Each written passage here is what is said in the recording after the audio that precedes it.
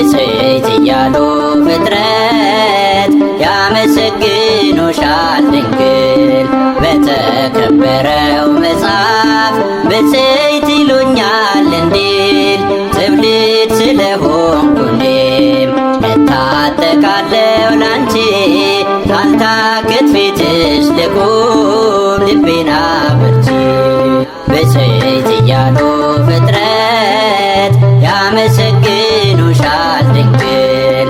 በተከበረው መጽሐፍ ብፅዕት ይሉኛል እንዲል ትብልት ስለሆንኩ እኔም እታጠቃለሁ ላንቺ ሳልታክት ፊትሽ ልቁም ልቤን አበርቺ።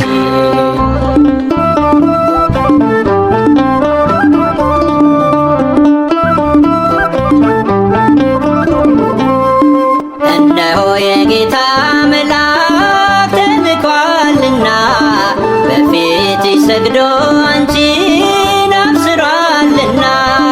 ቅድስት ኤልሳቤጥ ድምጿን ከፍ አድርጋለች የጌታዬ እናት ብላ መስግናለች። ብፅዕት እያሉ ፍጥረት ያመሰግኑሻል ድንግል። በተከበረው መጽሐፍ ብፅዕት ይሉኛል እንዲል ትብልት ስለሆንኩ እኔም እታጠቃለሁ ላንቺ ሳልታክት ፊትሽ ልቁም ልቤን አበርቺ።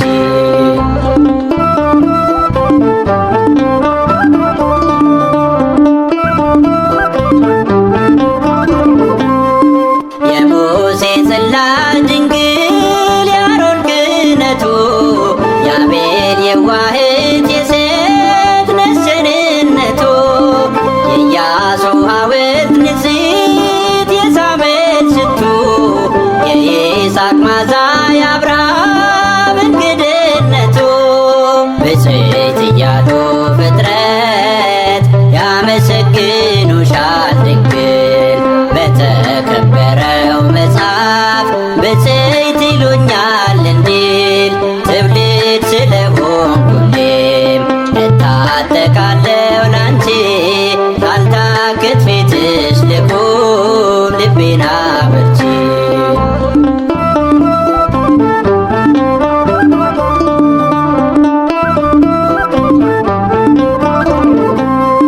ቃል ኪዳን ያለሽ አንቺ ከፍጥረት በላይ የምታስምርኝ እኔን የነፍሴ ሲሳይ። ለዚህ ነው እኔ ዘውትር ፊትሽ መቆሜ ጠዋት ስነሳ ስምሽን መደጋገሜ። ብፅዕት እያሉ ፍጥረት ያመሰግኑሻል ድንግል። በተከበረው መጽሐፍ ብፅዕት ይሉኛል እንዲል ትብልት ስለሆንኩ እኔም እታጠቃለሁ ላንቺ ሳልታክት ፊትሽ ልቁም ልቤን አበርቺ።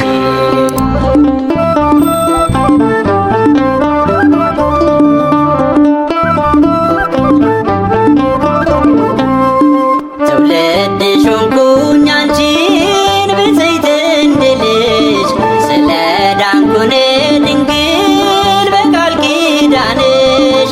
ከትውልድ ጋር ብፅዕት እልሻለሁኝ ስምሽን ስጠራ ማርያም እኖራለሁኝ። ብፅዕት እያሉ ፍጥረት ያመሰግኑሻል ድንግል።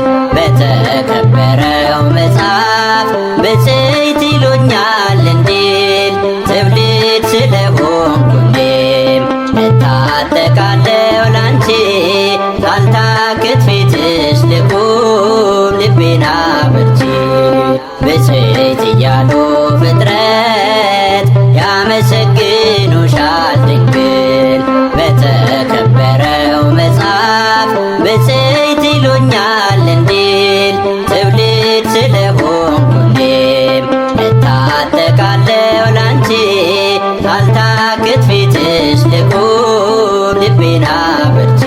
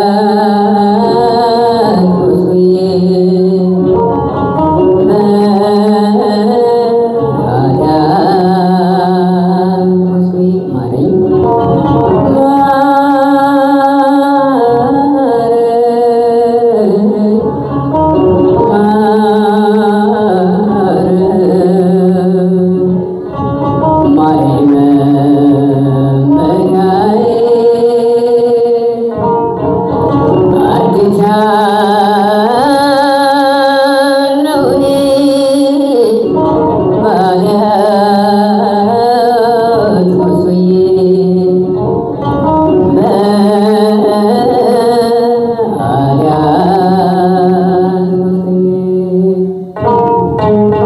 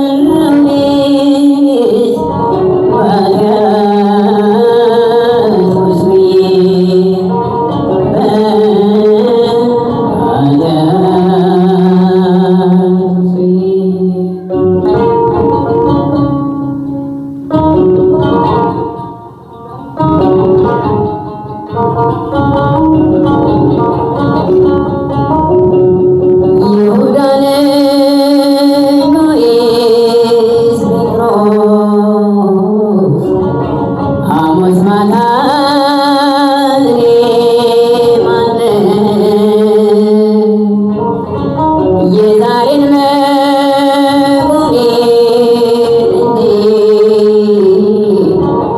አላውቅም መጨረሻዬን።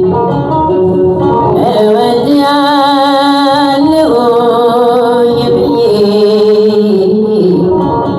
የዛሬን እናገራለሁ። አላውቅም እንዳልል ስለ ነገ ግን እፈራለሁ። አላውቅም ብዬ በሰው ፊት ለጠላት አንስቼ አሳልፌ የምሸጥ እኔ እሆንልህ ጌታ ሆይ እኔ እሆንልህ እኔ እሆንልህ አምላክ ሆይ እኔ እሆንልህ።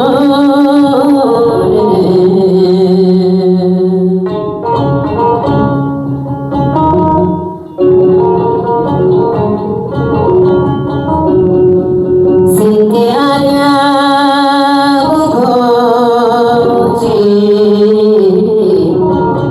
ላንተ ዘምረው ወደቁ። በሰማይ መቅደስ አዝነው በትዕቢት ረግፈው አለቁ። እፈራለሁ እኔም ለራሴ መንገዴን ንገረኝ ጌታ። ጠዋት በዘመርኩት አፌ እንዳልሳደብ በማታ አላውቅም ብዬ በሰው ፊት ለጠላት አንስቼ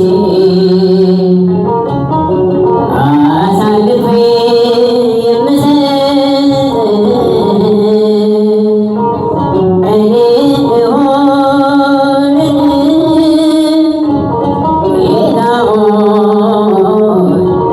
እኔ እሆንልህ እኔ እሆንልህ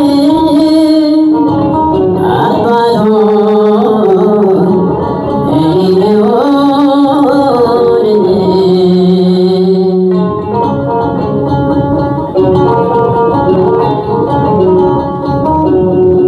ሳጥናኤል መልአክ ነበረ፣ ይሁዳም ሐዋርያ፣ ንስጥሮስም ጳጳስ ነበር፣ አርዮስም ባለሙያ። እነዚህ ሁሉ ከወጡ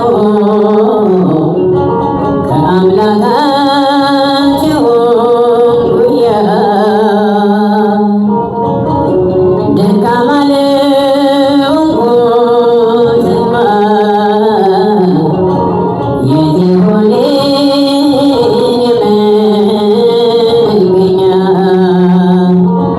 አላውቅም ብዬ በሰው ፊት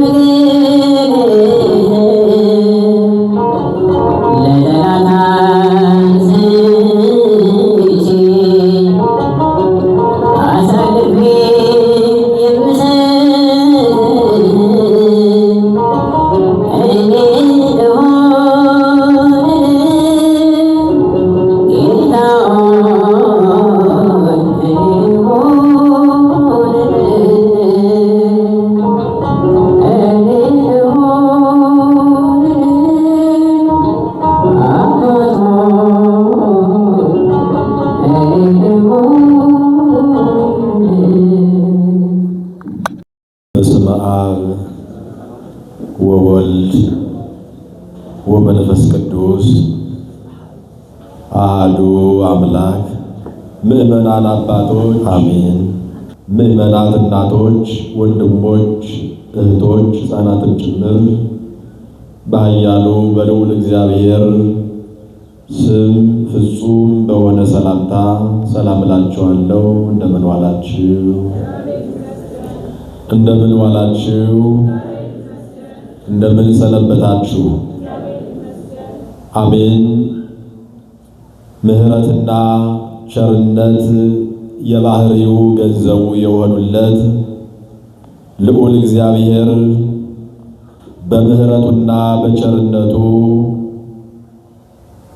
በዕድሜያችን ላይ ዕድሜ ለንስሐ ጨምሮ እሱ በመረጠው እርሱ በመሰረተው እርሱ በፈቀደው በዚህ ቅዱስ ስፍራ ተገኝተን የእርሱ የሆነውን ቃሉን እንድንሰማና እግዚአብሔር ይመስገን ብለን ዛሬም እንደ ትናንቱ እንድናመሰግነው የፈቀደልን ልዑል እግዚአብሔር ስሙ የተመሰገነ ይሁንልን። አሜን በሉ በሞቴ። ብቻ አሜን ስንል ወዝ ይኑረው። አሜን ሲባል የቤተ ክርስቲያን ለዛ መኖር አለበት። ምክንያቱም እዚያኛውም ሰፈር አሜን አለ፣ ግን ለዛ የለውም። ስሙ የተመሰገነ ይሁንልን። ከመሬት የተገኘች ሰማይ፣ ከሰማይ የሰፋች ዓለም እግዚአብሔር ለእግዚአብሔርነቱ በራሱ ለራሱ ያበጃት መቅደስ፣ መሬት ሰማይና ምድር ያልቻለውን ልዑል አምላክ በማህፀኗ የተሸከመች ቃል የማይገልጣት ንጹሕ ለቅዱሱ አምላክ ማደሪያ ትሆን ዘንድ ከመላእክት የበለጠች ከሰው ተገይታ ንጹሕ የሆነች እመቤታችን ወላዲት አምላክ ድንግል ማርያም የእሷም ስሟ እንደ ልጇ በእኔና በእናንተ አንደበት የተመሰገነ ይሁንልን። ቅዱሳን መላእክት፣ ቅዱሳን ጻድቃን፣ ቅዱሳን ሰማዕታት፣ ቅዱሳን ነቢያት፣ ቅዱሳን ሐዋርያት፣ እኛ የማናውቃቸው እግዚአብሔር የሚያውቃቸው ለእኛ ሁል ጊዜ የሚጸልዩልን የሚያማልዱን አባቶቻችን እነሱም ስማቸው እንደ አምላካቸው እንደ ኢየሱስ ክርስቶስ እንደ እናታቸው እንደ ድንግል ማርያም የተመሰገነ ይሁንልን። እንደ እግዚአብሔር መልካም ፈቃድ ከኔ ጋር ለተወሰነ ደቂቃ የእግዚአብሔርን ቃል ስንመማር እንቆያለን። ዝማሬውን ለዘመሩልን ወንድማችን ቃለ ሕይወት ዝማሬ መላእክትን ያሰማልን። ጸሎቱንም ላደረሱልን አባቶቻችን ስልጣነ ክህነታቸውን ይባርክልን። በዚህ በማቴዎስ ወንጌል ምዕራፍ 14 ከቁጥር 14 ላይ ወፈወሰ ድውያኒሆሙ በሽተኞች ልጆቻቸውን ፈወሰላቸው የሚል ቃል እናገኛለን። በዚህ ርዕስ እንደ እግዚአብሔር መልካም ፈቃድ እግዚአብሔር እናንተን አስቀምጦ እኔን አቁሞ ያስተምረናል። እንዲያስተምረንም እንድንማርም መልካም ፈቃዱ ይሁንልን። ዛሬ ወርሁ ወርሃ የካቲት ነው። ዕለቱ ዕለተ ሰኑይ ነው። ቀኑ 30 ነው። በዚህ ቀን የምናከብረው በዓል ደግሞ መምህሮቻችን እንዳስተማሯችሁ መጥምቀ መለኮት ቅዱስ ዮሐንስን እናከብራለን። በተጨማሪ ይህ ወር የጾም ወር ነው። እኛና እግዚአብሔር የምንገናኝበት ከእግዚአብሔር ጋር የምንታረቅበትና ከሌላው ቀናት በተለየ በፍጹም ልቦናችን ወደ እግዚአብሔር አቤት ብለን የምናለቅስበት የጾም ወቅት ነው። ከዚህ ከጾም ወቅት በተለየ መልኩ እግዚአብሔር አምላክነቱን፣ አዳኝነቱን፣ ፈዋሽነቱን፣ አዛኝ መሆኑን የገለጸበት ሳምንት ነው። በትናንትናው ዕለትና በማታውና በጠዋቱ መርሃ ግብር በልዩ 3 ቀን ጉባኤ ውስጥ እንደተማራችሁት መምህራን እንዳስተማሯችሁ ይህ ሳምንት አምላካችን መድኃኒታችን ኢየሱስ ክርስቶስ አምላክነቱንም ሰውነቱንም የገለጠበት ሳምንት ነው። በሽተኞቹን በመፈወስ ይልቁንም ረዥም ዓመታት ባልጋ ላይ ተኝቶ የነበረውን ሰው በመፈወስ በሽታው እንደጸናበት አውቆ በመጠየቅ አምላክነቱን የገለጸበት፣ እንዲሁም አላዋቂ ሥጋን እንደተዋሃደ ለማጠየቅ መዳን ተወዳለህ ብሎ ሰውነቱን የገለጠበት፣ በአምላክነት ሥራው ተቀንተውና ተመቅኝተው የሰው ልጆችን መዳን የማይፈልጉ ምናምንቴዎች ደግሞ እግዚአብሔርን ለመክሰስ የተሯሯጡበት ሳምንት ነው። ይልቁንም በሥጋም ሆነ በነፍስ የታመሙትን ሰዎች ለማዳን ተስፋ የቆረጡትን ሰዎች ተስፋቸውን ለመቀጠል አዝነውና ተክዘው የነበሩትን ሰዎች ከሐዘናቸው እንዲወጡ በሐዘናቸው ፈንታ ደስታ እንዲሞላላቸው ከሰማየ ሰማያት ወርዶ ከድንግል ማርያም ተወልዶ በሥጋም በነፍስም የታመሙትን ለማዳን ምልክት ያሳየበት ሳምንት መሆኑ ቤተ ክርስቲያን ታስተምረናለች። ስለዚህ በዚህ በማቴዎስ ወንጌል በምዕራፍ 14 ቁጥር 14 ላይ ወፈወሰ ወይም ወአህየወ ድውያኒሆሙ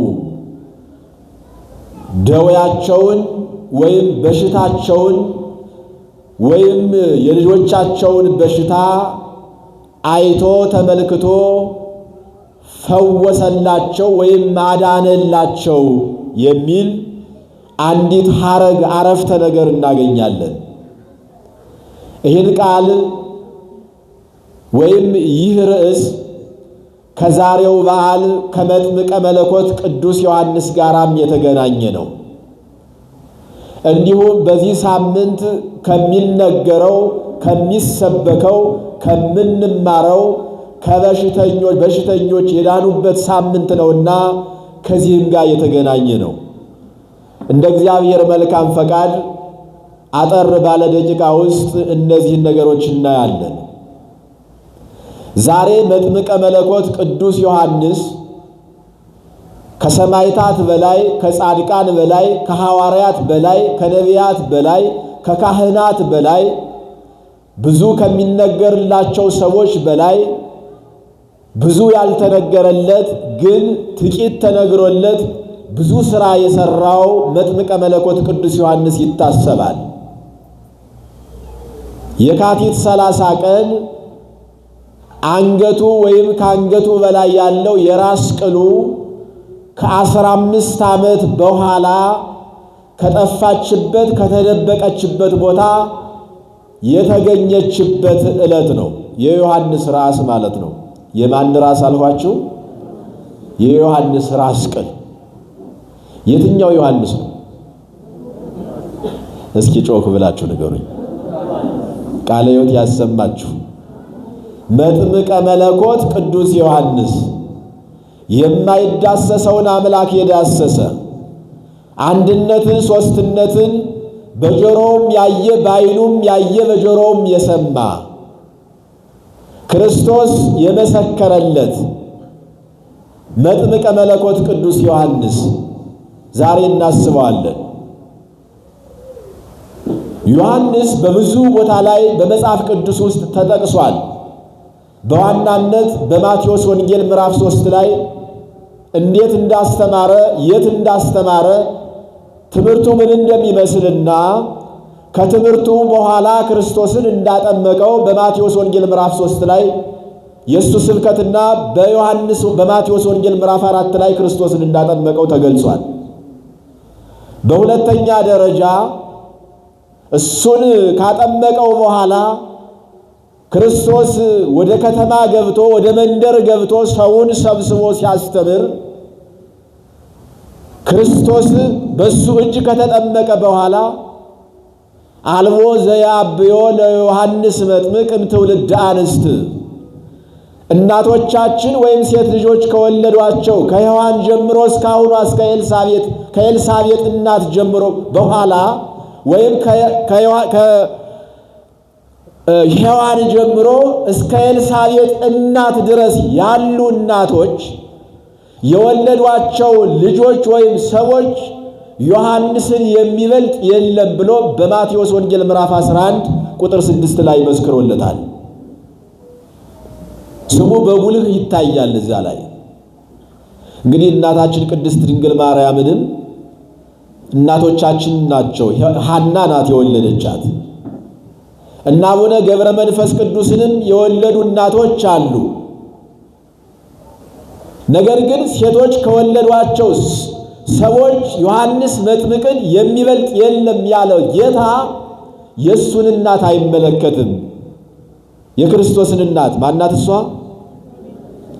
እሷ ምክንያቱም ድንግል ማርያም እንደ ሌሎች ሴቶች ቦታ የሚሰጣት ወይም እንደ ሌሎች ሴቶች አይደለም። አወላለዷ ክርስቶስን ስትወልድ እንበለ ዘር ስለሆነ ከዘራቢሲ ውጭ በሆነ መንገድ ስለወለደችው ሰማይና ምድር የማይወስኑትን አምላክ ረቂቁን አምላክ እንዲሁም በመለኮታዊ ባህሪው ግዙፍ የሆነውን አምላክ የማይዳሰሰውን አምላክ የወለደች እናት ስለሆነች ከሔዋን ጀምሮ እስከ ኤልሳቤጥ ድረስ ወይም እስከ ኤልሳቤጥ እናት ድረስ ያሉ እናቶች ዮሐንስ መጥምቅን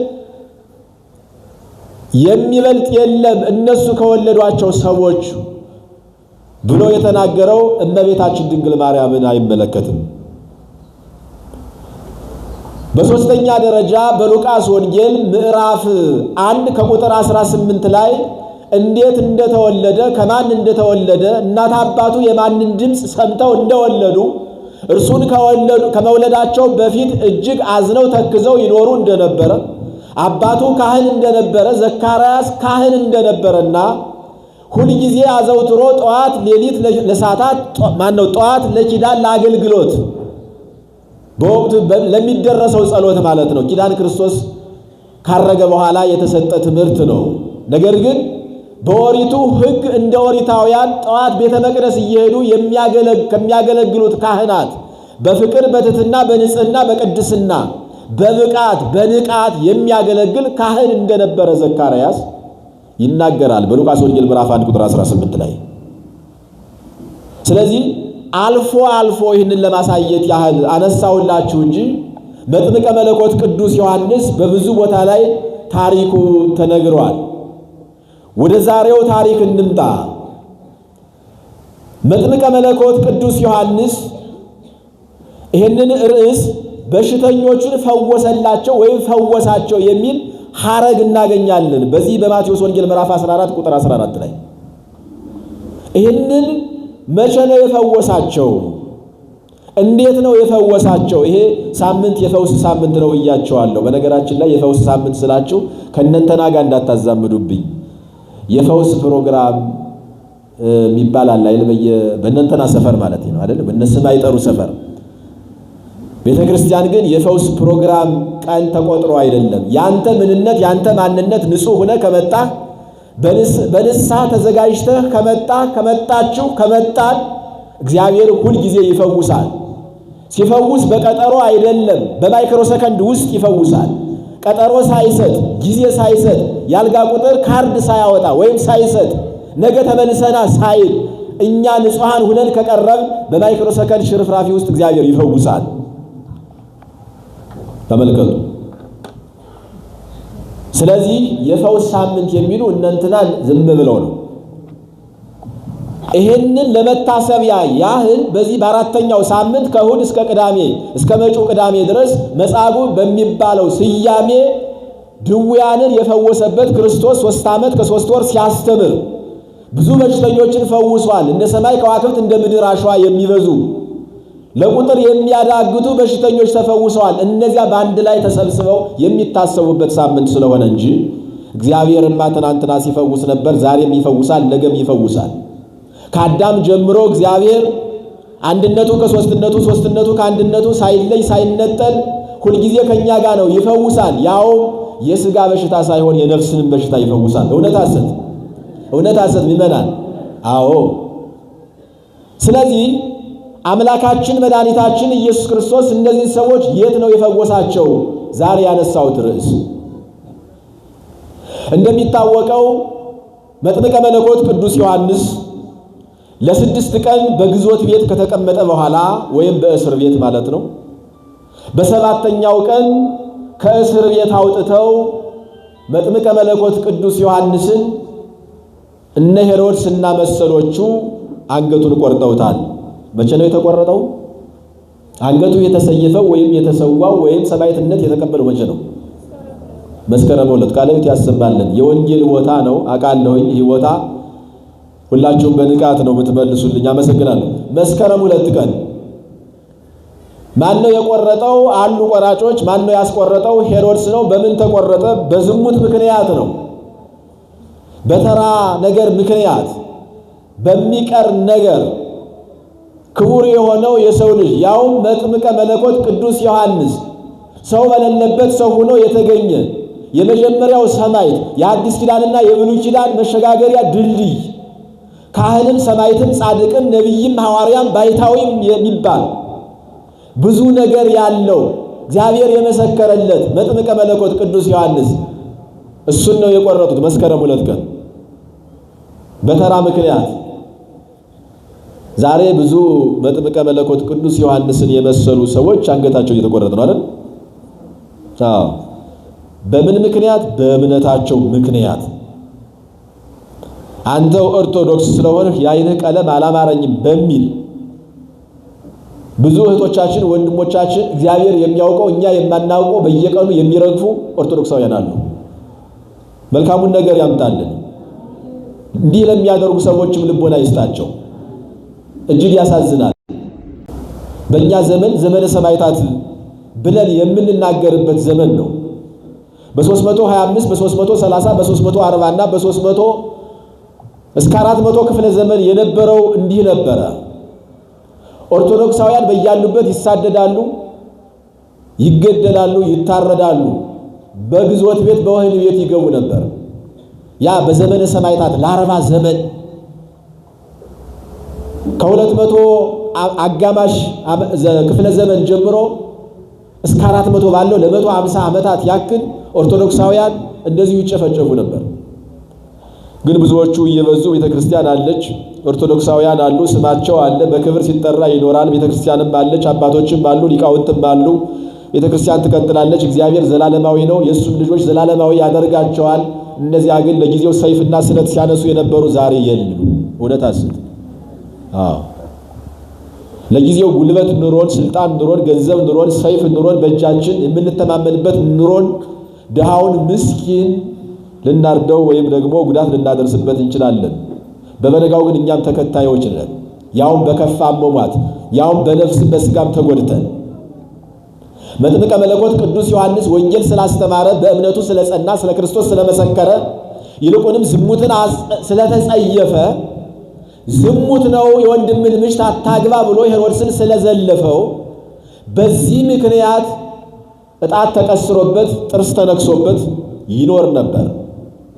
ክርስቶስ ወንጌል ከማስተማሩ በፊት በረሃ ሂዶ ብቻውን ያለ አንድ ቀለብ ሳይሰፈርለት፣ ልብስ ሳይገዛለት፣ ልብስም የለውም፣ መጠለያም የለውም፣ ምግብም የለውም። ሦስቱን መሰረታዊ ነገሮች አሸንፎ የኖረ ባሕታዊ መጥምቀ መለኮት ቅዱስ ዮሐንስ ይህንን ወንጌል ስላስተማረ ነው አንገቱ የተቆረጠው። ለስልጣን አይደለም፣ ለገንዘብ አይደለም፣ ለሹመት አይደለም። ወንጌል ስላስተማረ ብቻ ነው። ከክርስቶስ ቀድሞ ስለ ክርስቶስ ስለመሰከረ ብቻ ነው። ከኔ በኋላ የሚመጣው በእጁ መንሽ አለ፣ ፍሬውንና ገለባውን የሚለይበት። እንኳን እሱን ላክል እንኳን እሱን ልስተካከል ዝቅ ብዬ የጫማውን ጠፍር እንኳን ልፈታ አይገባኝም ብሎ ስለመሰከረ፣ ሄሮድስ ወይ የወንድምን ሚስት ልታገባ አይገባም፣ ኃጢአት ነው፣ ዝሙት ነው፣ ከእግዚአብሔር ይለይሃል ብሎ ስላስተማረ፣ በምድረ በዳ ወይም በበረሃ ያሉ እንጨት የሚለቅሙትን እናቶች፣ እህቶች፣ ወንድሞች ሰብስቦ ስላስተማረ፣ የንስሐ ጥምቀት ስላጠመቀ፣ ይሄ ነው ኃጢአቱ ለሱ ኃጢአት የሆነበት እንደ ኃጢአት ተብሎ የተቆጠረበት ግን አልነበረም። መስከረም 2 ቀን ተቆረጠ። የሱ የራሱን የቻለ ታሪክ አለ፣ መምህራን ያስተምሯቸዋል። ከተቆረጠ በኋላ በፀሐይል አድርገው አመጡለት። ቆርጠው በፀሐይል አድርገው፣ ምክንያቱም የዮሐንስ ደም የተከበረ ደም ነው፣ የሰማዕታት ደም ነው፣ እግዚአብሔር የሚወደው ደም ነው፣ እግዚአብሔር በቅፉ የተቀበለው ደም ነው። ስለዚህ አሕዛብ የክርስቶስን የሚከተሉ ሰዎች ደም ይጸየፋሉ።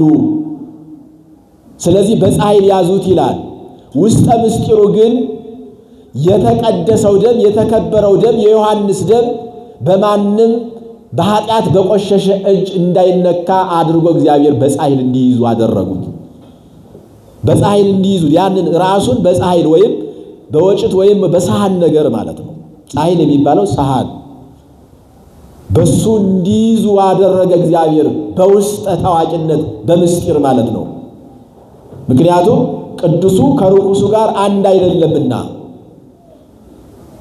ከዛ በኋላ ግን ሊዘባበቱበት ፈለጉ። ከሞተ በኋላ ወይም አንገቱ ከተቆረጠ በኋላ ወስፌ ይዘው የሆነ ሹል ነገር ይዘው ያቺ የተቆረጠችው የመጥምቀ መለኮት ቅዱስ ዮሐንስ ራስ እነሱ ወስፌ ይዘው ስለታማ ብረት ይዘው እንደገና ሊዘባበቱበት አይኑን ሊያወጡት ፈለጉ ይላል። እግዚአብሔር ግን ይታገሳል። ትዕግስቱ ሰፊ ነው። ትዕግስቱ ረጅም ነው። ትዕግስቱ አያልቅም። ዛሬ ስንበድለው፣ ትናንት ስንበድለው፣ ከትናንት ወዲያ ስንበድለው፣ አምና ስንበድለው፣ እድሜ ልካችን ስንበድለው ከነገ ዛሬ ይመለሳሉ እያለ እግዚአብሔር ከነ ኃጢአታችን ቅፍ አድርጎ የሚቀበለን እድሜ ለንስሐ የሚሰጠን አምላካችን ስሙ የተመሰገነ ይሁን። ግን ፈጥነን ንስሐ እንግባ። እግዚአብሔር ታጋሽ ነው ብለን አንንዘናጋ። ሞት በስቷል። ሰው የሚጠራበት ቅጽበታዊ ነገር ሆኗል። ድስት ጥደው እናቶቻችን የማይመለሱበት ዘመን፣ ወንድሞቻችን አባቶቻችን ገበያ ወጥተው የማይመለሱበት ዘመን፣ እንቅፋቱ በስቷል በአንድም በሌላም። ስለዚህ ንስሐ እንግባ። እግዚአብሔር ታጋሽ ቢሆንም እስከ መቼ እንደታገሰን አናውቅም። ምናልባት እስከ ዛሬዋ ምሽት ሊሆን ይችላል፣ ወይም እስከ ነገ ጠዋት ሊሆን ይችላል፣ ወይም እስከ ዛሬ ሳምንት ሊሆን ይችላል፣ ወይም እስከ ዛሬ ወር ሊሆን ይችላል። መቼ እንደሚመጣ አይታወቅም። ግን እስካሁን የቆየነው በእግዚአብሔር ትዕግስት ነውና ንስሐ ልንገባ ያስፈልጋል። የእግዚአብሔር ትዕግስት አንገቱን ሲቆርጡት መጥምቀ መለኮት ቅዱስ ዮሐንስን ዝም፣ በፀሐይል አድርገው ይዘውት ሲሄዱ ዝም አለ እግዚአብሔር። በፀሐይል አድርገው በስለታማ ነገር አይኑን ሊያወጡት ሲዘጋጁ ዝም አለ። ከዚህ በኋላ አምላክነቱን አሳየ እግዚአብሔር። ያቺ የራስ ቅሉ ክንፍ አውጥታ መስኮቱን ወይም ደርቡን ሰንጥቃው ወጣች፣ ወደ ላይ ወጣች ይላል። የዮሐንስ ራስ በድኑ ከዛው ቀርቷል ከተቆረጠበት። ምናልባት ያንን በድን የመጥምቀ መለኮት ቅዱስ ዮሐንስ ደቀ መዛሙርት እያዘጋጁት ነው፣ እየከፈኑት ነው፣ እያስተካከሉት ነው። ራሱን ብቻ ነበር ይዘውለት የመጡት። እግዚአብሔር ቸር ነውና ታምራቱን ለማሳየት እግዚአብሔር ከዮሐንስ ጋር እንደሆነ ለመግለጽ ያ ራስ ወይም የዮሐንስ የራስ ቅል ክንፍ አውጥታ ያንን ደርቡን ወይም እስላቡን ማለት ነው ሰንጥቃ ወጣች፣ በራ ሄደች ይላል። መቼ ነው ይሄ የሚሆነው? መቼ ነው የሆነው? እንደዚህ ቅድም ብላችሁኛል ነበር። መስከረም ስንት? መስከረም 2። ከዚያች ቀን ጀምራ ያቺ የዮሐንስ የራስ ቅሉ፣ በእርግጥ ሰው የሚባለው ከአንገት በላይ ነው ብለዋል መጋቢ አዲስ ይሸቱ። ሰምታችኋቸው ከሆነ መታወቂያው የሚያስፈልግ ከአንገት በላይ ነው። መንግስትም የመንግስት አካልም የሚጠይቅ መታወቂያ ነው። ከመታወቂያው ደግሞ እጅና እግር የለውም። አንገት በላይ አይደል ያለው የኛ መታወቂያችን። ሰው የሚባለው ያ ነው። የሚናገርም ከአንገት በላይ ነው። የሚሰማም ከአንገት በላይ ነው። የሚያይም ከአንገት በላይ ነው። ሁሉ ነገሮች እነዚህ አምስቱ የስሜት ሕዋሳት አራቱ ወደዛ አካባቢ ነው ያሉትና በክንፍ እየበረረች 15 ዓመት አስተማረች። ስንት ዓመት? አንደበቷ ከበፊቱ የሰላ ሆኖ የመጥምቀ መለኮት የራስ ቅሉ 15 ዓመት ወንጌልን አስተማረች። ያ ማለት ክርስቶስ ዕለቱን የዮሐንስ አንገት ሲቆረጥ ወደ ገዳም ነው የሄደው። ከዚያ ጀምሮ ወንጌል ለማስተማር ክርስቶስ ተዘጋጅቶ ነበረ። ከዛ በፊት ወንጌል አላስተማረም። ለምን? መምህር እያለ በመምህር ላይ መምህር አይገባምና ብሎ ክርስቶስ 3 ዓመት ከ3 ወር ወንጌልን አስተምሮ በዕለተ ዓርብ ተሰቅሎ በ40 ቀን በ3ኛው ቀን ተነስቶ በ40 ቀን አርጎ ለቅዱሳን ሐዋርያት እንደገና ተመልሶ መጥቶ መንፈስ ቅዱስን ሰጥቷቸው ወንጌል እያስተማሩ በነበሩበት ሰዓት ያች የዮሐንስ ራስ እያስተማረች ነበር። ክርስቶስ ሁሉን ነገር አከናውኖ ከሄደ በኋላ አዳም ከነልጅ ልጆቹ ከሲኦል ከወጣ በኋላ ዓለም ከታረቀ በኋላ ከመድኃኔ ዓለም ጋር መድኃኒቱን ካገኘ በኋላ ይህ ዓለም ሲኦል ከተዘጋች በኋላ ነፍሳት ከሲኦል ከወጡ በኋላ ያኔም የዮሐንስ ራስ ታስተምር ነበር። 15 ዓመት ነው ያስተማረችው። በብሉይ ኪዳን ወይም ወንጌል ከመመስረቱ በፊት ክርስቶስ ወንጌል ከማስተማሩ በፊት ሲያስተምር ነበር። ከዛ በኋላም ስታስተምር ነበር የዮሐንስ ራስ። ከ15 ዓመት ቆይታ በኋላ በዛሬው ዕለት የካቲት 30 ቀን ከአንድ ቦታ ላይ አርፋ የተገኘችበት ዕለት ነው ማለት ነው። የካቲት ስንት ቀን? 30። የካቲት 30 ቀን በፍኖተ አረቢያ ነው የሚለው። ይሄ ዛሬ የተባበሩት አረብ የምንለው በነገራችን ላይ ያ ቦታ በረሃማ ቦታ ነው። እጽዋት ብዙ የሉበትም። ከውስጥ ከበረሃው ውስጥ የሚወጣው ብዙ ለሰው ልጆች ጠቃሚ ሊሆን ይችላል። ነዳጅ ሊኖር ይችላል። ሰዎች በልጽገውበት ሊሆን ይችላል። ያ ቦታ ግን ቅዱሳን ሐዋርያትን የበላ ቦታ ነው።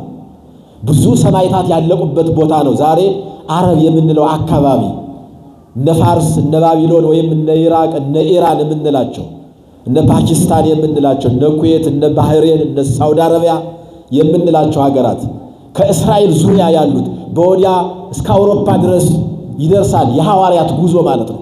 ሁሩ ወመሃሩ ውስተ ኩሉ አጽናፈ ዓለም ሲላቸው ክርስቶስ ኢየሩሳሌም ላይ ሆኖ እስራኤል ምድር ላይ ሆኖ በመጀመሪያ ያንን የአረቡን ዓለም ነው ያስተማሩት።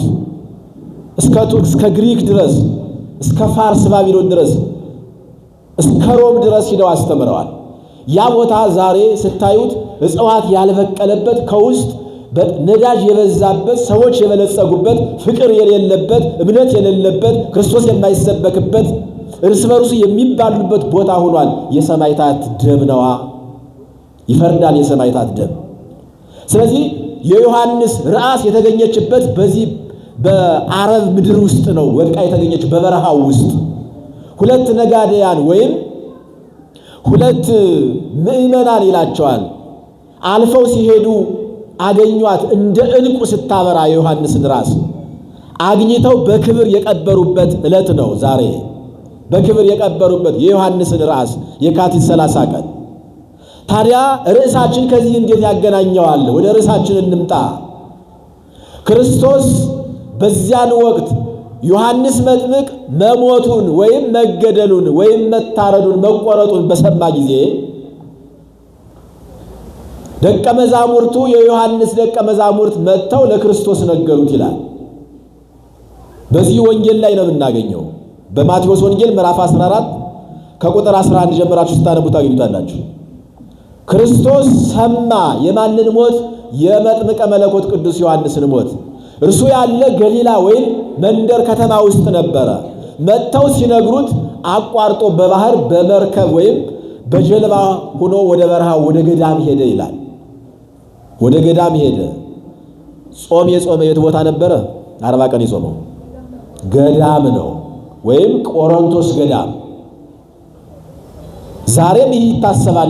ወደ ገዳም የሄደበት በዛሬው ዕለት የመጥምቀ መለኮት ቅዱስ ዮሐንስን መሞት ሰማ። መቼ? መስከረም 2 ቀን ወደ ገዳም ሄደ። በምን? በጀልባ ሄደ፣ በታንኳ። ሕዝቡ ይከተሉት ነበርና የብሱን ተከትለው ሄዱ ይላል። ለምንድን ነው ወደዚያ የሄደው ስንል፣ አንደኛ መጥምቀ መለኮት ቅዱስ ዮሐንስ አንገቱ ከዋናው አካል ጋር ተለያይቷል። ሁለተኛ እሱ ሲያስተምራቸው የነበሩ ደቀ መዛሙርት አዝነው ነበርና እነሱን ለማጽናናት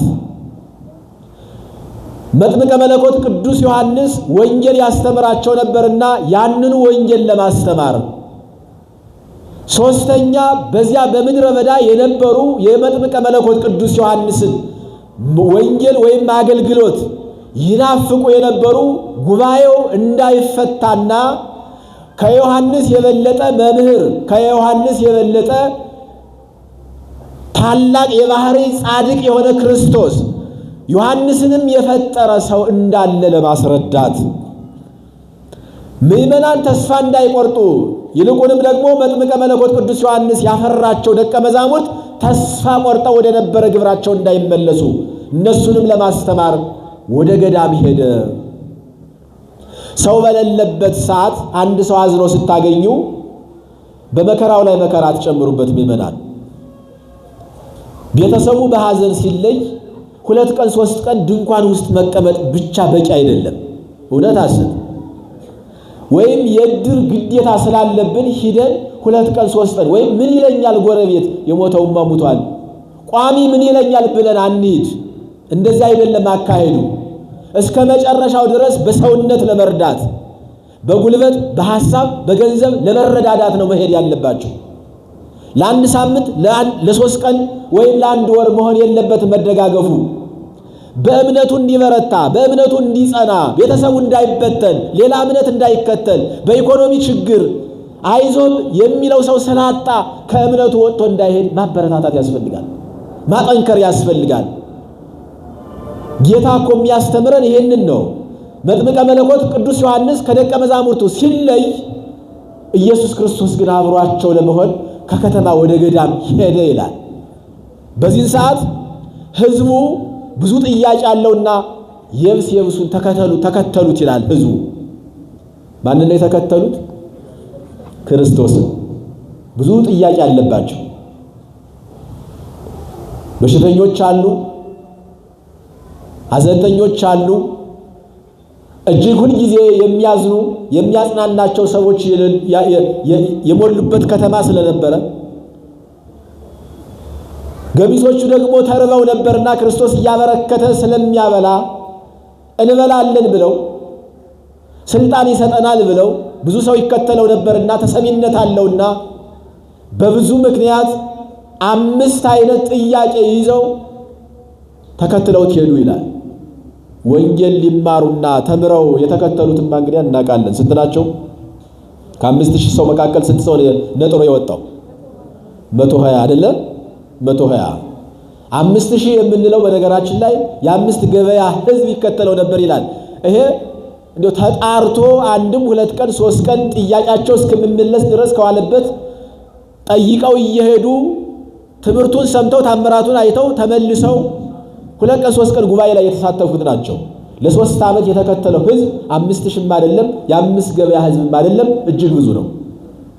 ሕፃናቱም በሽተኞችም ሴቶችም ወንዶችም አረጋውያኑም ካህናቱም ፈሪሳውያንም ይከተሉት ነበረ፣ ከቁጥር በላይ የሆኑ ሰዎች።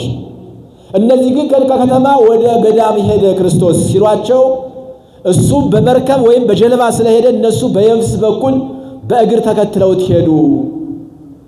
ሲሄዱ ሲያስተምር አገኙት ይላል። ምን ሲል ሲያስተምር አገኙት? የት ቦታ? ገዳም። ያ ገዳም የማን ቦታ ነው? የመጥምቀ መለኮት ቅዱስ ዮሐንስ ቦታ።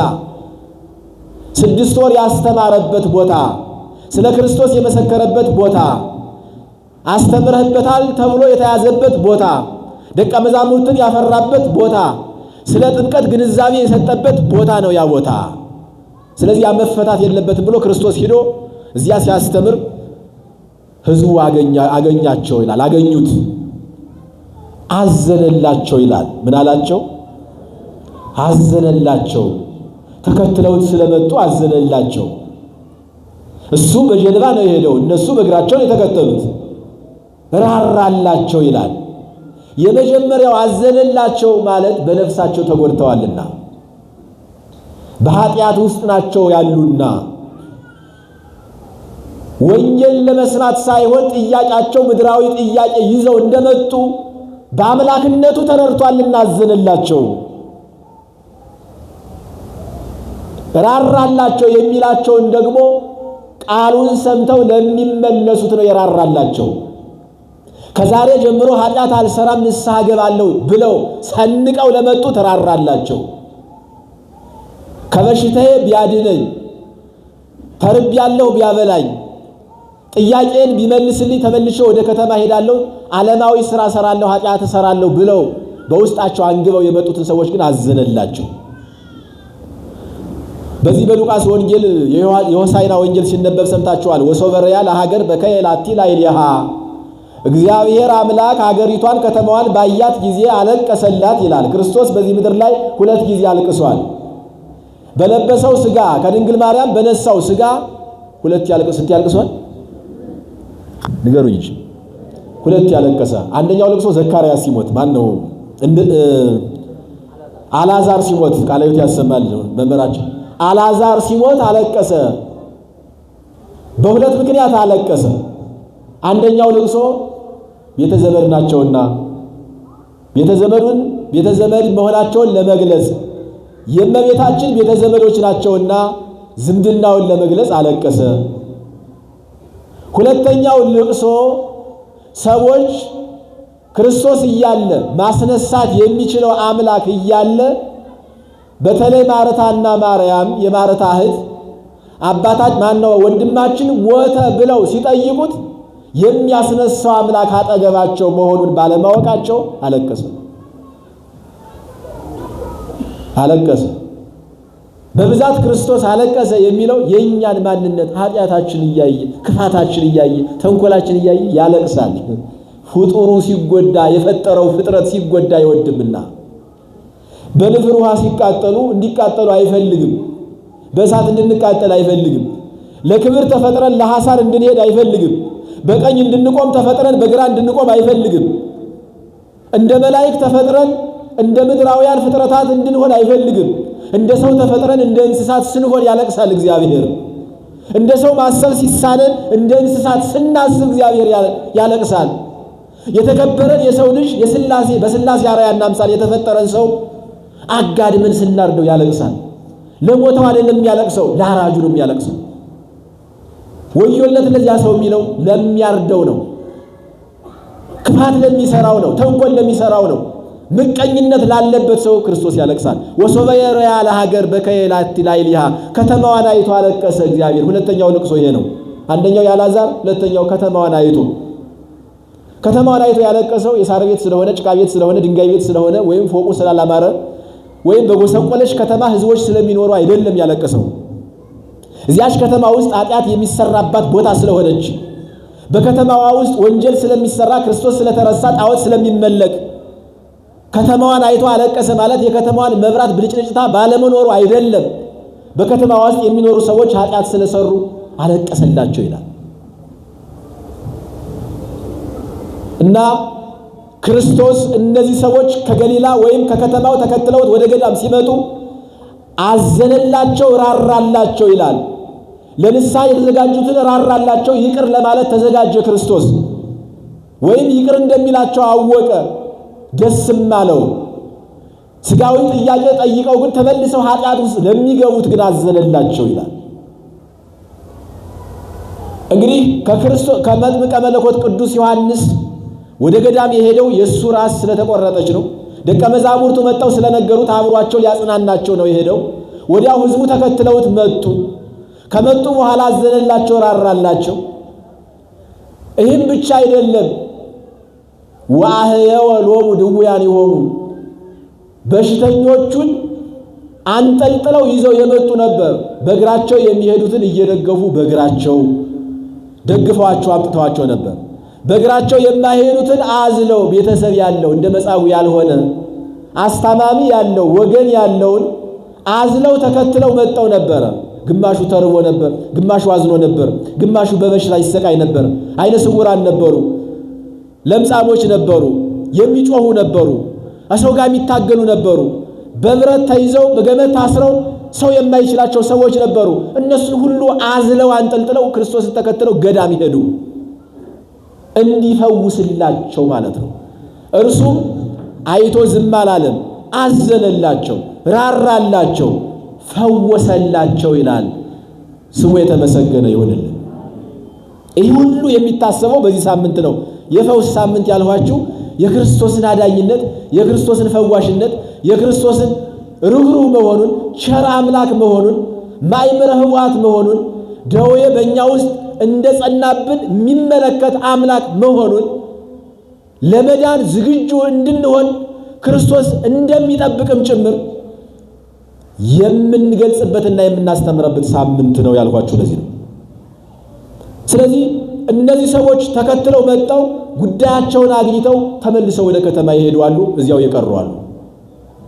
የኛ ነገር እንደዚህ አይደለም። ይመጣ ችግር ሲገጥመን ከጎናችን ሰው ሲጠፋ የምናማክረው ስናጣ በክፉ ቀን ይደርስልኛል ያልሁት ወንድሜ ሲርቀኝ ገንዘብ ሲቸግረኝ ገንዘብ ይሰጠኛል ያልሁት ያ ባለሀብት ከኔ ሲርቅ ምክንያት ሲደረድር ምክንያት ሲያበዛ ትናንት እንዴት አደርህ እንዴት ዋልህ ይለኝ የነበረው በበሽታ ምክንያት በገንዘብ እጦት ምክንያት በድህነት ምክንያት ከኔ ሲርቅ አማራጭ አድርገን ወደ እግዚአብሔር እንመጣለን። ትክክል ነው ብላችሁ ታስባላችሁ? እዚህ ቦታ የምንመጣ አማራጭ አጠን ሳይሆን አማራጭ የሌለው ጉዳይ ስለሆነ ነው። ቤተክርስቲያን የምንመጣው አማራጭ አጠን ወይም ምርጫ ፈልገን አይደለም። ምርጫ የሌለው ጉዳይ ነው። እውነት ሐሰት ይመናል። እውነት ውሸት? አረ መልሱልኝ በሞቴ እውነት ነው። በሙሉ ድምጻችሁ በሙሉ አንደበታችሁ መልሱ እንጂ እውነት ነው። አማራጭ የሌለው ጉዳይ ነው። ሌላ ቦታ ብንሄድ ቀጠሮ አለ። ከሌላ ቦታ ብንሄድ ተስፋ የሚያስቆርጥ ቦታ ነው።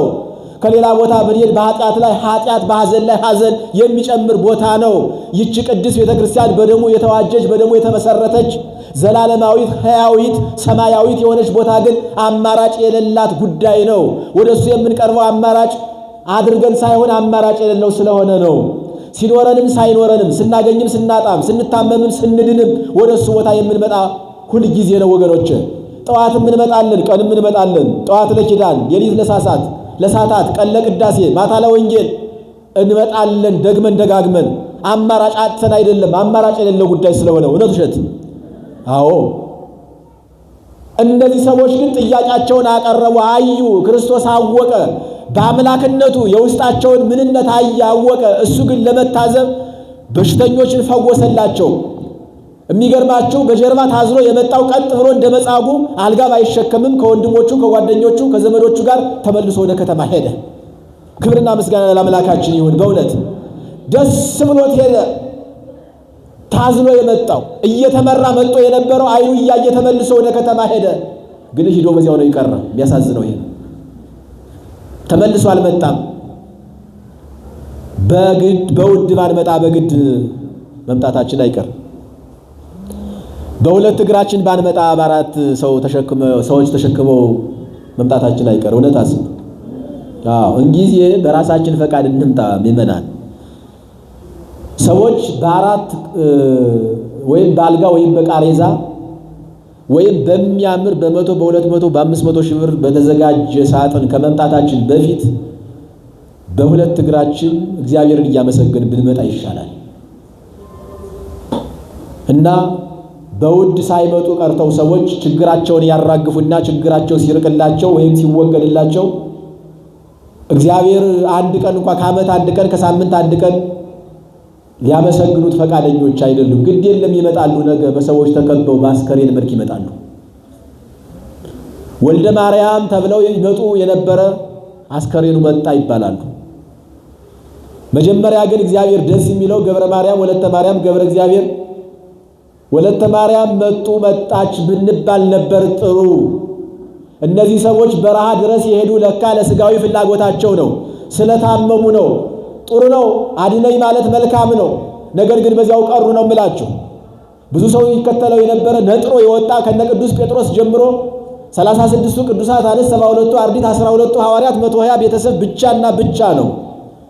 ከዛ በኋላ ነው እነዚያ 120 ቤተሰብ ዓለምን ሁሉ ዝረው አስተምረው በታምራታቸው በቃላቸው ትምህርት እንዲሁም በሚያደርጉት ታምራት ክርስቶስን ከፊት አስቀድመው ከኋላ ድንግል ማርያምን ይዘው ዓለምን ካልጫነት ወደ ጨውነት ቀይረው ይኸው በስተናል።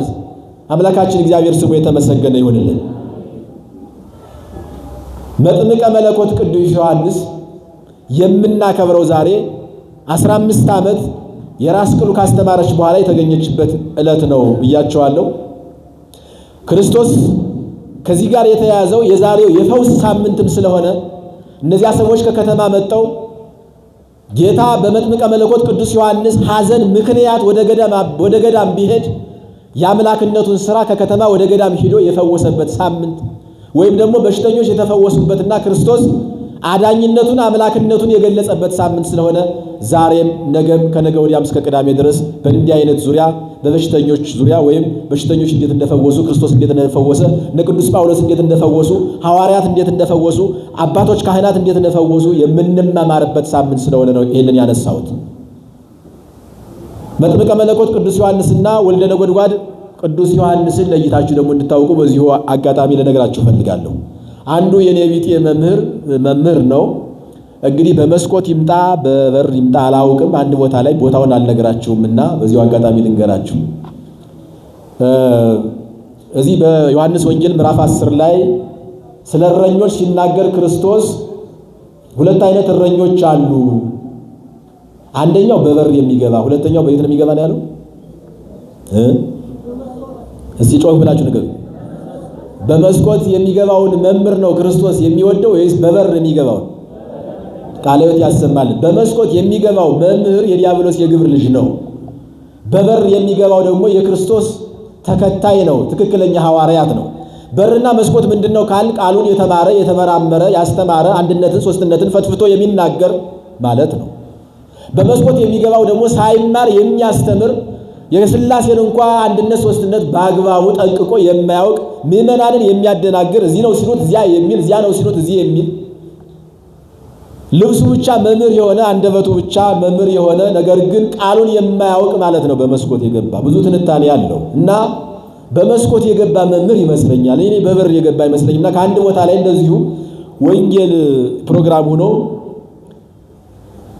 ፕሮግራም የሚመራ ሰው ነውና የሚገርማችሁ መጥምቀ መለኮት ቅዱስ ዮሐንስ አለ መስከረም 2 ቀን ነው እና ያኛው እንግዲህ በመስኮት የገባ ያልኋችሁ እናንተ በበር የገባችሁ ምእመናን ናችሁ። ቅድም መልሳችሁልኛል። መስከረም 2 ቀን ዛሬ መጥምቀ መለኮት ቅዱስ ዮሐንስ አንገቱን ተቆርጦ ጥር 4 ቀን ያረፈበት ዕለት ነው አለ። እንደዚያ ነው እንዴ? ጥር 4 ቀን ጥር 4 ቀን ማን ነው የሚውለው? ዮሐንስ ወልደ ነጎድጓድ ወይም ጌታ ለእመቤታችን ልጅ አድርጎ የሰጠው በመስቀሉ ስር በአደራነት አደራውን ጠብቆ ሌሎች ሐዋርያት በአንድም በሌላም ምክንያት ከመስቀሉ ራቅ ሲሉ እሱ በታማኝነት የተገኘ እናትህን ጠብቅ ተብሎ እመቤታችንን በአደራነት የተቀበለ ክርስቶስ ከ12ቱ ሐዋርያት አንዱ አድርጎ የመረጠው የያዕቆብ ወንድም ዮሐንስ ወልደ ነጎድጓድና ዮሐንስ መጥምቅን ለይተን ማወቅ ያስፈልጋል። ጥር 4 ቀን ዮሐንስ ወልደ ነጎድጓድ ፍቁረ እግዚእ የጌታ ወዳጅ የተባለ በእድሜ ትንሹ ከሐዋርያት ሁሉ ያላገባው ንጹሕ ድንግሉ መጥምቀ መለኮት ቅዱስ ዮሐንስን አይመስልም። ግብራቸውም ስራቸውም ዓመታቸውም እድሜያቸውም እረፍታቸውም ይለያያል እና የአመራ ግብር መሪ እንዲህ ብሎ ህዝቡን አስጨበጨበ። ይገርማቸው ምእመናን ቢሰሳቱ አልፈርድባቸው። እንዲህ አይነት አሉ በመስኮት የገቡ መምህራን ለዩዋቸው ነው የምላቸው። ምን እንደሆኑ ከቃላቸው ተረዱ። እዛ ቦታ ላይ ግን እንዳጋጣሚ የነበርኩና መጨረሻ ላይ አስተካክያለሁ ለህዝቡ እንዳይደናገሩ። መስከረም 2 ቀን አንገቱን ተቆርጦ መጥምቀ መለኮት ቅዱስ ዮሐንስ ጥር 4 ቀን አረፈ ማለት ምን ማለት ነው? ይሄ ይምታታልና ይሄንን ለይታችሁ እንድታውቁ ነው። ወስብሐት ለእግዚአብሔር። ይቆየን።